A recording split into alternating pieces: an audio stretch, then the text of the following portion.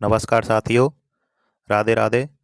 दोस्तों, आज हम राजस्थान के नए जिलों के आधार पर कुछ मरुस्थल प्रदेश से संबंधित महत्वपूर्ण क्वेश्चन आंसर देखेंगे। चलिए पहले क्वेश्चन की तरफ। राजस्थान के कितने जिले पाकिस्तान से सीमा लगाते हैं? Option number A 4, option B 5, option C 6, option D 7। तो दोस्तों, पहले जब राजस्थान के 33 जिले थे, जब 4 जिले पाकिस्तान से लगते थे: गंगानगर, बीकानेर, जैसलमेर और बाड़मेर। वर्तमान में जब 41 जिले हो गए हैं, तो राजस्थान के 5 जिले पाकिस्तान से सीमा बनाते हैं। इसका आंसर बी सही हो जाएगा, 5 जिले। 5 जिलों में से पहला जिला गंगानगर, दूसरा बीकानेर, तीसरा फलौदी और चौथा जैसलमेर और पांचवा बाड़मेर। ये पांचों जिले पाकिस्तान से सीमा लगाते हैं। चलिए दोस्तों, नेक्स्ट क्वेश्चन की तरफ। Question number 2।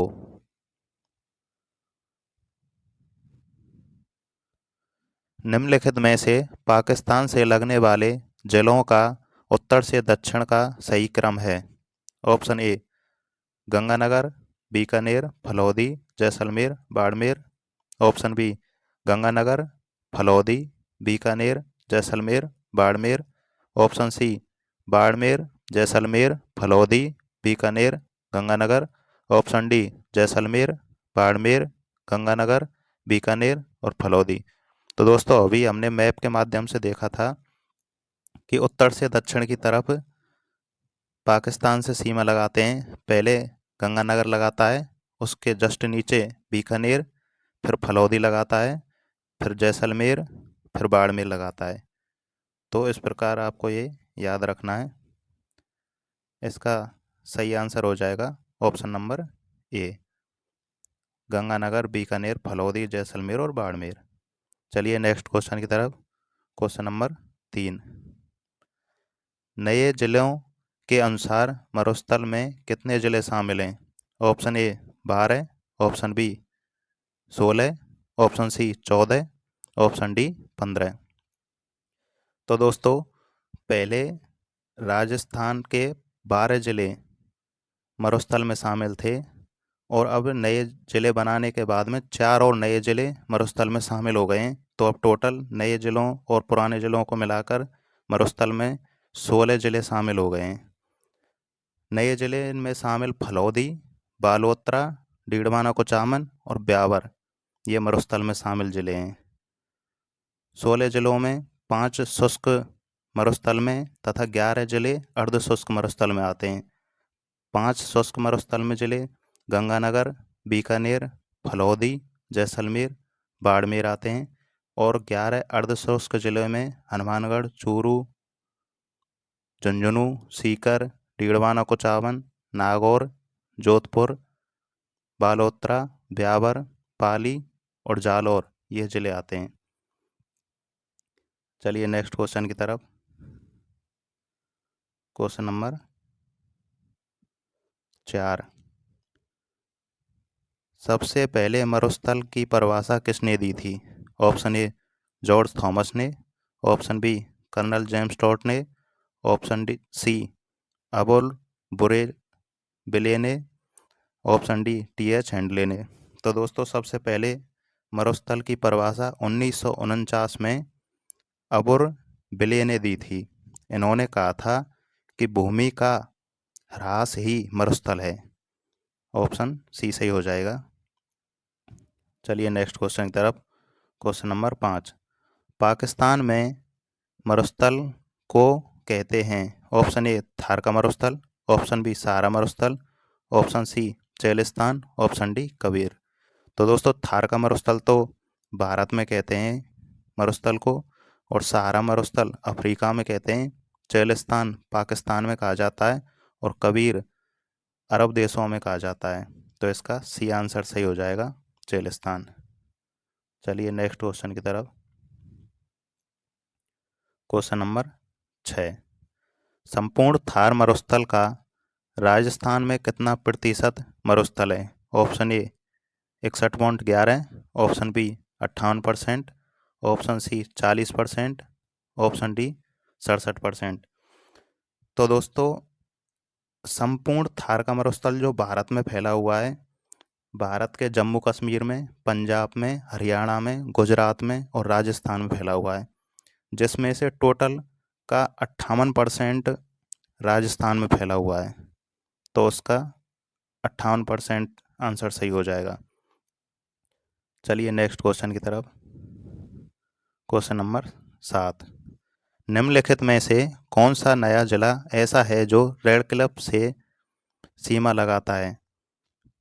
Option A Deeg, option B Didwana Kuchaman, option C Balotra, option D Phalodi. तो दोस्तों अभी हमने ऊपर मैप के माध्यम से देखा था, फलौदी जिला एक ऐसा जिला है, ये नया जिला जो रेड क्लिफ रेखा से अपनी सीमा बनाता है। इसका आंसर डी सही हो जाएगा। चलिए नेक्स्ट क्वेश्चन की तरफ। क्वेश्चन नंबर 8, निम्नलिखित में से कौन सा नया जिला थार के मरुस्थल में शामिल नहीं है? Option A Phalodi, option B Balotra, option C Deeg, option D Didwana Kuchaman. तो दोस्तों यह डीग जिला है जो मरुस्थल में शामिल नहीं है। इसका आंसर सी सही हो जाएगा। चलिए नेक्स्ट क्वेश्चन की तरफ। क्वेश्चन नंबर 9, पूर्णतः चट्टानी मरुस्थल अहमदा का विस्तार कौन कौन से जिले में है? दोस्तों जो पूर्णतः चट्टानी मरुस्थल होता है उसको अहमदा कहा जाता है, और जिसका विस्तार फलौदी और पोखरण, जैसलमेर और बालोतरा, इनमें इसका विस्तार है। इसलिए इसका आंसर उपरोक्त सभी डी सही हो जाएगा। चलिए नेक्स्ट क्वेश्चन की तरफ। क्वेश्चन नंबर 10, निम्नलिखित में से कौन सा जिला सीमावर्ती जिला नहीं है? Option A Balotra, option B Ganganagar, option C Jaisalmer, option D Phalodi. तो दोस्तों सीमावर्ती जिले गंगानगर, बीकानेर, जैसलमेर, फलौदी और बाड़मेर हैं। यह जो बालोतरा जिला है यह सीमावर्ती जिला नहीं है, यानी कि यह सीमा पर स्थित नहीं है। चलिए नेक्स्ट क्वेश्चन की तरफ। क्वेश्चन नंबर 11, रेत के टीले और दोहरों के लिए प्रसिद्ध समगांव कहाँ पर है? ऑप्शन ए फलौदी में, ऑप्शन बी बालोतरा में, ऑप्शन सी जोधपुर में, ऑप्शन डी जैसलमेर में। तो यह समगांव जो दोहरों के लिए प्रसिद्ध है यह जैसलमेर में है। ऑप्शन डी सही हो जाएगा। चलिए नेक्स्ट क्वेश्चन की तरफ। बाल का स्तूप के मध्य स्थित मार्ग को कहते हैं? ऑप्शन ए खड़ीन, ऑप्शन बी कारवा या गासी, ऑप्शन सी टाट, ऑप्शन डी धोरे। तो दोस्तों रेगिस्तान में जब ऊंट निकल कर जाते हैं तो वहाँ पर निकलने से उनके पैरों से रास्ता बन जाता है, उस रास्ता को कारवा या घासी कहा जाता है। इसका आंसर बी सही हो जाएगा। चलिए नेक्स्ट क्वेश्चन की तरफ। क्वेश्चन नंबर 13, थार मरुस्थल में खारे पानी की झीलें पाए जाने का क्या कारण है? ऑप्शन ए अवसादी चट्टान, ऑप्शन बी आग्नेय चट्टान, ऑप्शन सी माइका शिफ्ट चट्टान, ऑप्शन डी उपरोक्त सभी। तो दोस्तों थार के मरुस्थल में खारे पानी की झीलों का निर्माण अधिक होता है। इसका मुख्य कारण है माइका शिफ्ट चट्टानें। माइका शिफ्ट चट्टानों में लवण युक्त तत्व पाए जाते हैं, जैसे पोटेशियम, कैल्शियम, मैग्नीशियम, जिनसे ज़मीन खारी हो जाती है। ये चट्टानें जूरासिक काल की हैं। इसका सही आंसर हो जाएगा ऑप्शन नंबर सी। चलिए नेक्स्ट क्वेश्चन की तरफ। क्वेश्चन नंबर 14, निम्न में से किस प्रवाह क्षेत्र को नाली कहते हैं? ऑप्शन ए घग्गर नदी के, ऑप्शन बी कांतली नदी, ऑप्शन सी बनास नदी, ऑप्शन डी चंबल नदी। तो दोस्तों घग्गर नदी के प्रवाह क्षेत्र को नाली कहा जाता है, तथा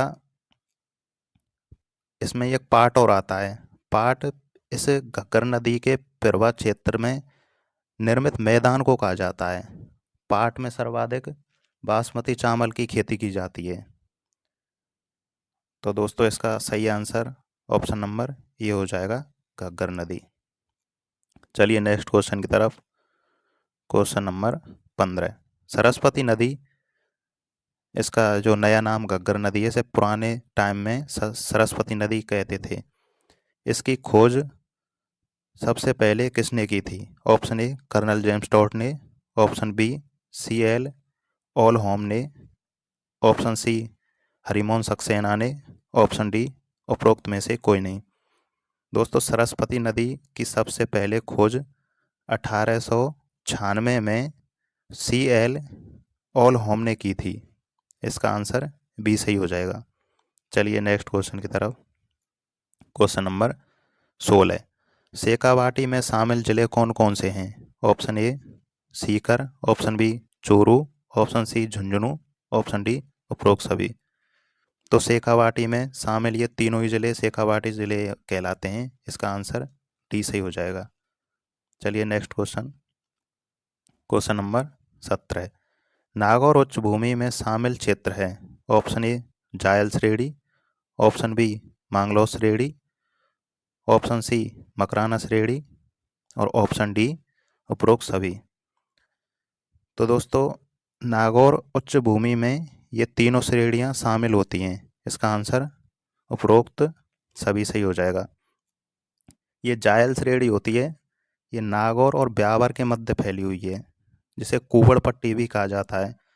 इसमें फ्लोराइड की मात्रा बहुत अधिक पाई जाती है, जिससे दांत ये मांगलोर और श्रेणी हड्डियों का है। क्षय होना। यह नागौर और बीकानेर के मध्य फैली हुई है। इसे हार्डपन या हॉर्च बेल्ट भी कहा जाता है। इस श्रेणी में जिप्सम की मात्रा बहुत पाई जाती है। और ये मकराना श्रेणी है, यह नागौर, अजमेर और डेढ़वाना कुचामन के मध्य फैली हुई है। इसमें संगमरमर बहुत अधिक मात्रा में पाया जाता है। तो दोस्तों, इसका आंसर उपरोक्त सभी हो जाएगा। चलिए नेक्स्ट क्वेश्चन की तरफ। Question number 18। सर्वाधिक सेम की समस्या से प्रभावित गांव बड़ोपल गांव कहाँ पर स्थित है? ऑप्शन ए फलौदी में, ऑप्शन बी बालोतरा में, ऑप्शन सी हनुमानगढ़ में, ऑप्शन डी गंगानगर में। तो ये बड़ोपल गांव हनुमानगढ़ में है। इसका आंसर सी सही हो जाएगा। ये सेम की समस्या इंदिरा गांधी नहर के रिसाव के कारण उत्पन्न हुई है बड़ोपल गांव में। चलिए नेक्स्ट क्वेश्चन की तरफ। शामिल है option A Ghaggar basin, option B Shekhawati basin, option C Nagaur उच्च भूमि, ऑप्शन डी उपरोक्त सभी। तो दोस्तों, अर्ध शुष्क मरुस्थल में ये तीनों ही बेसिन शामिल हैं। इसका आंसर उपरोक्त सभी हो जाएगा। दोस्तों, मरुस्थल को दो भागों में बांटा गया है, एक शुष्क मरुस्थल, एक अर्ध शुष्क मरुस्थल। शुष्क मरुस्थल में 5 जिले शामिल हैं वर्तमान में, और अर्ध शुष्क मरुस्थल में 11 जिले शामिल हैं। टोटल 16 जिले शामिल हैं मरुस्थल में। तो अर्ध शुष्क मरुस्थल को 4 भागों में बांटा गया है, जिसमें से पहला घग्गर बेसिन, दूसरा शेखावाटी बेसिन, तीसरा उच्च नागौर भूमि और चौथा बेसिन लूनी बेसिन है और इसमें शामिल है। चलिए नेक्स्ट क्वेश्चन की तरफ। Question number 20। राजस्थान को सबसे बड़ा आंतरिक प्रवाह वाला बेसिन है। राज्य का सबसे बड़ा आंतरिक प्रवाह वाला बेसिन है। Option A Ghaggar basin, option B Shekhawati basin, option C Chambal basin, option D Banas basin. तो आंतरिक प्रवाह वाला सबसे बड़ा बेसिन शेखावाटी बेसिन है। इसका आंसर बी सही हो जाएगा। चलिए नेक्स्ट क्वेश्चन की तरफ। Question number 21। किस नदी के प्रवाह क्षेत्र को तोरावाटी कहा जाता है? ऑप्शन ए कांतली नदी, ऑप्शन बी लूनी नदी, ऑप्शन सी बनास नदी, ऑप्शन डी घग्गर नदी। तो दोस्तों, तोरावाटी कांतली नदी के प्रवाह क्षेत्र को कहा जाता है, क्योंकि यहाँ पर तंवर वंश का शासन था, इसलिए इसे तोरावाटी कहा गया और सीकर से होता है। चलिए नेक्स्ट क्वेश्चन की तरफ। Question number 22। शेखावाटी में पक्के कुओं को कहा जाता है। ऑप्शन ए जोहड़, ऑप्शन बी नाड़ा, ऑप्शन सी सर, ऑप्शन डी नाली। तो दोस्तों, शेखावाटी में पक्के कुओं को नाड़ा कहा जाता है, और जो कच्चे कुएं होते हैं इन्हें जोहड़ कहा जाता है। चलिए नेक्स्ट क्वेश्चन की तरफ। शेखावाटी के पंच पांडे में शामिल नहीं है। Option A Malasar, option B Dundlod, option C Mandawa, option D Alsisar. तो ये 5 बड़ी जागीर थी जिन्हें पंचपांडे कहा गया, शेखावाटी के पंचपांडे कहा गया, जिसमें 5 जागीरें शामिल थी। 3 तो ये मालासर, डूंडलोद और मंडावा, और चौथी बिसाऊ, 5वीं नवलगढ़। तो इसमें अलसीसर नहीं है, इसका आंसर डी सही हो जाएगा। चलिए नेक्स्ट क्वेश्चन की तरफ। Question number 24। लूनी नदी के प्रवाह क्षेत्र को कहते हैं। ऑप्शन ए तोराबाटी, ऑप्शन बी नाली, ऑप्शन सी गौड़वाड़, ऑप्शन डी उपरोक्त में से कोई नहीं। तो दोस्तों तोराबाटी तो कांतली नदी के प्रवाह क्षेत्र को कहा जाता है, नाली घग्गर नदी के प्रवाह क्षेत्र को कहा जाता है, और गौड़वाड़ लूनी नदी के प्रवाह क्षेत्र को कहा जाता है, क्योंकि यहाँ पर गौड़ जाति निवास करती थी। और ये लूनी नदी है, इसका उद्गम नागपाड़ अजमेर से होता है। इसका आंसर सी सही हो जाएगा। चलिए नेक्स्ट क्वेश्चन की तरफ। Question number 25। छप्पन की पहाड़ियाँ कहाँ स्थित हैं। ऑप्शन ए बालोतरा से सिवाड़ा बाड़मेर तक, ऑप्शन बी बालोतरा से फलौदी तक, ऑप्शन सी पोखरण से बालोतरा तक, ऑप्शन डी फलौदी से पोखरण तक। तो दोस्तों यह 56 की पहाड़ियाँ बालोतरा से सिवाड़ा के मध्य फैली हुई थी। इसका आंसर ये सही हो जाएगा। ये 56 गुंबदाकार पहाड़ियाँ हैं। चलिए नेक्स्ट क्वेश्चन की तरफ। Question number 26। नाकोड़ा भैरव मंदिर कहाँ स्थित है। ऑप्शन ए फलौदी में, ऑप्शन बी सलूम्बर में, ऑप्शन सी डीडवाना कुचावन में, ऑप्शन डी बालोतरा। तो दोस्तों नाकोड़ा भैरव मंदिर बालोतरा में स्थित है, जो कि 56 की पहाड़ियाँ में स्थित है। यह नाकोड़ा भैरव मंदिर है 23वें जैन तीर्थंकर पार्श्वनाथ को समर्पित है। चलिए नेक्स्ट क्वेश्चन की तरफ।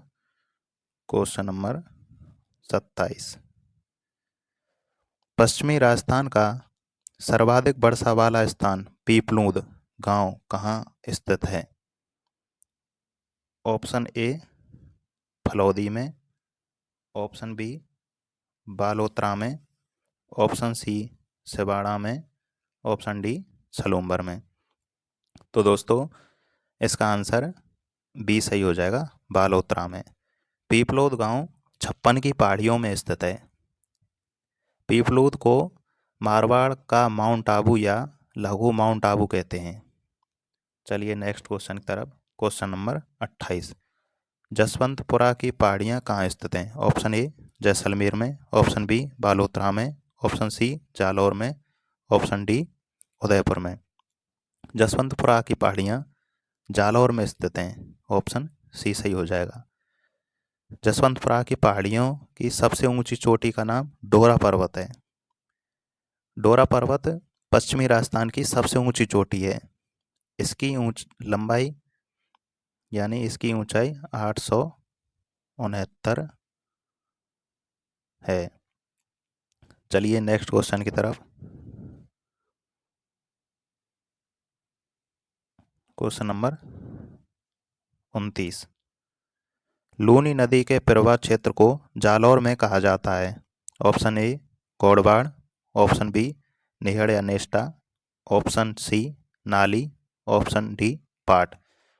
दोस्तों लूनी नदी के संपूर्ण प्रवाह क्षेत्र को, जो अजमेर से निकलती है और अंतिम तक, उसको तो गौड़वाड़ कहा जाता है।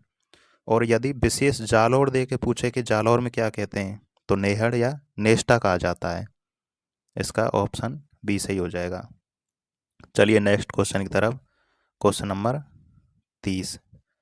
इसराना वाकर, राजा वाकर, ये रोजा वाकर है, झाड़ोल वाकर कहाँ स्थित है। ऑप्शन ए 56 की पहाड़ियों में, ऑप्शन बी जसवंतपुरा की पहाड़ियों में, ऑप्शन सी नाग पहाड़ी में, ऑप्शन डी उपरोक्त में से कहीं नहीं। तो दोस्तों इसराना वाकर, राजा वाकर या झाड़ोल वाकर ये जसवंतपुरा की पहाड़ियों में स्थित है। और जसवंतपुरा की पहाड़ी की सबसे ऊंची चोटी पहले नंबर की तो डोरा पर्वत हो गई, दूसरे नंबर पर इसराना भाकर हो जाती है, तीसरे नंबर की राजा भाकड़ और तीसरी झाड़ौल भाकर होती है। इसका आंसर बी सही है। चलिए नेक्स्ट क्वेश्चन की तरफ।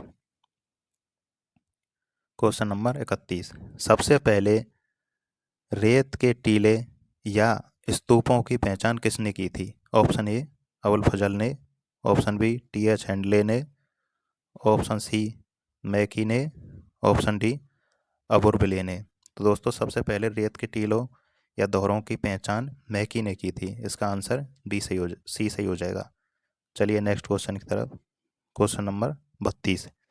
संसार का सर्वाधिक घनत्व व सर्वाधिक जैव विविधता वाला मरुस्थल है? ऑप्शन ए सहारा मरुस्थल, ऑप्शन बी थार मरुस्थल, option C Kabir, option D उपरोक्त सभी।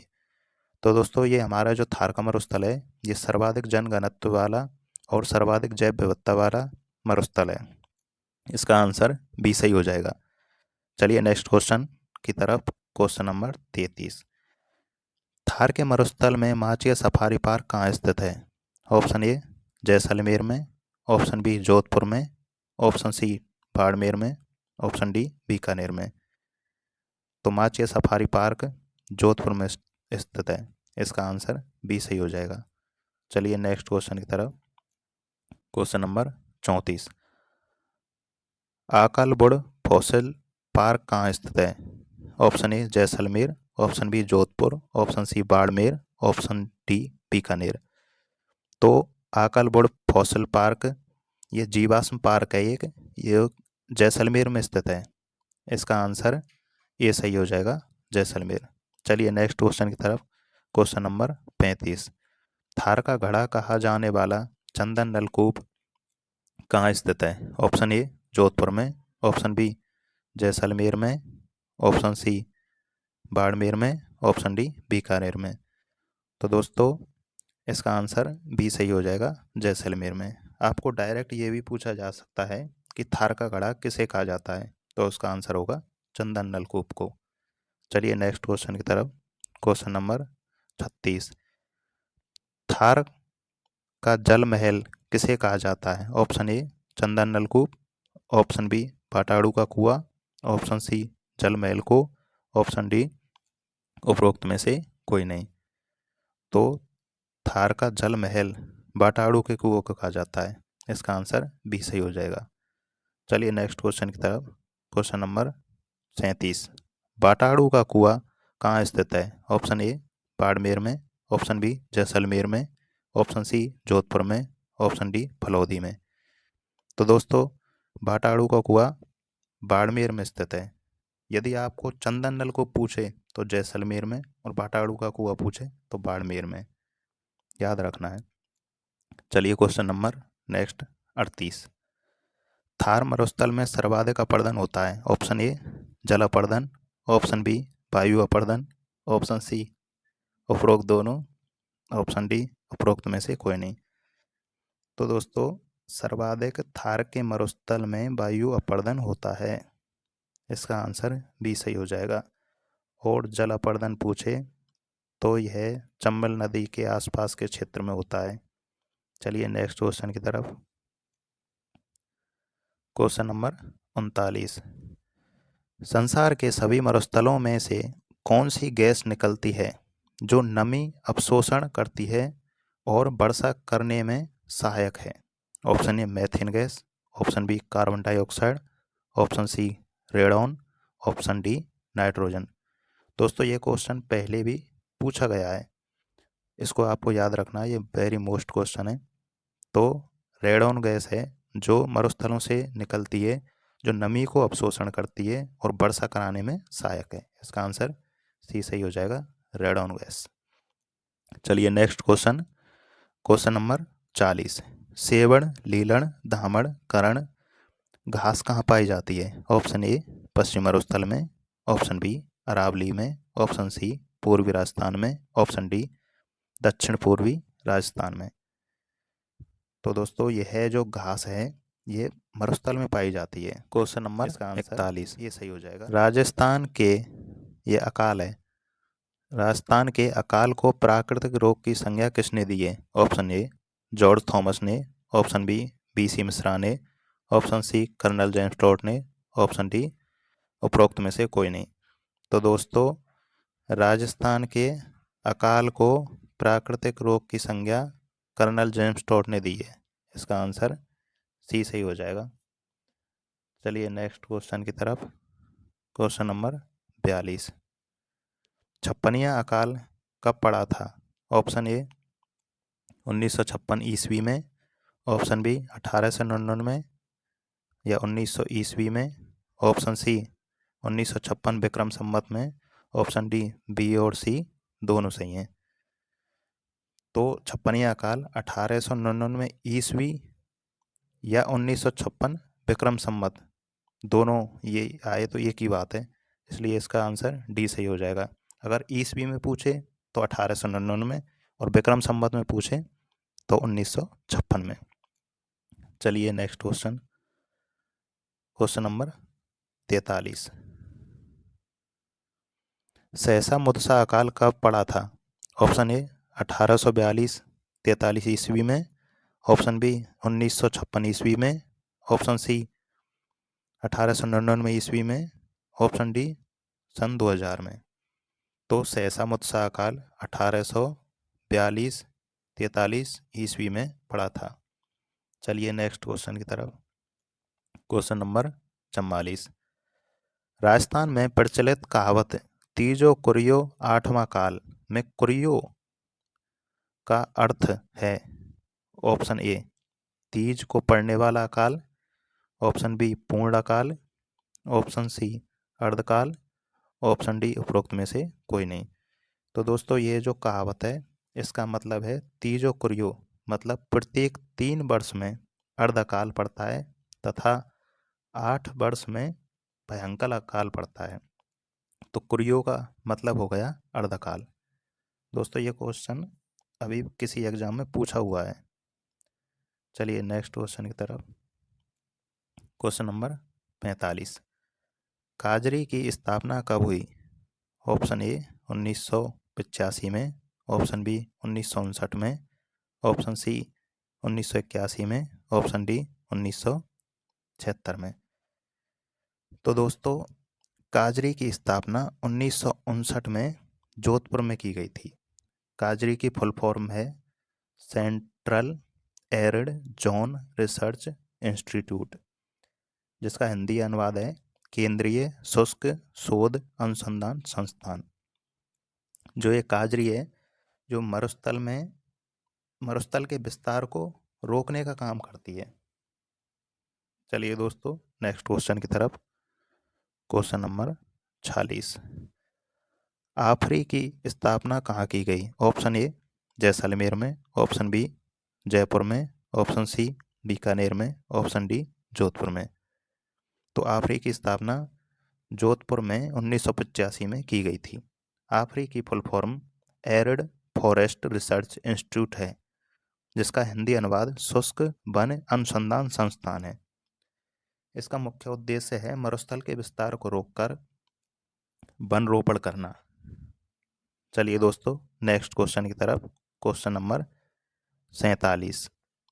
सर्वाधिक वायु अपरदन वाला जिला कौन सा है? Option A Jaisalmer, option B Baran, option C Dholpur, option D Sikar.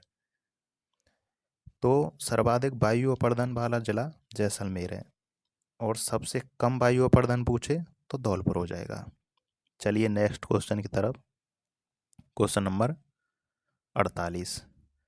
Rajasthan में अक्षय ऊर्जा निगम की स्थापना कब की गई? ऑप्शन ए 9 अगस्त 2002 को, ऑप्शन बी 10 दिसंबर 2004 को, ऑप्शन सी 9 सितंबर 2003 को, ऑप्शन डी 11 मार्च 2009 को। तो दोस्तों, अक्षय ऊर्जा निगम की स्थापना 9 अगस्त 2002 को की गई थी। इसमें RSPCL और REDA को मिलाकर इसकी स्थापना 9 अगस्त 2002 को की गई थी, जिसका मुख्य उद्देश्य है राजस्थान में गैर परंपरागत ऊर्जा स्रोत को बढ़ाना। यह गैर परंपरागत ऊर्जा स्रोत के क्षेत्र में कार्य करती है। इसकी स्थापना सिएज क्षेत्र में की गई है। तो दोस्तों, यह आज के महत्वपूर्ण 48 क्वेश्चन थे। दोस्तों, यदि आपको हमारी वीडियो अच्छी लगी हो तो इसे ज़्यादा से ज़्यादा लाइक करें और शेयर करें और हमारे चैनल को सब्सक्राइब करें। धन्यवाद दोस्तों।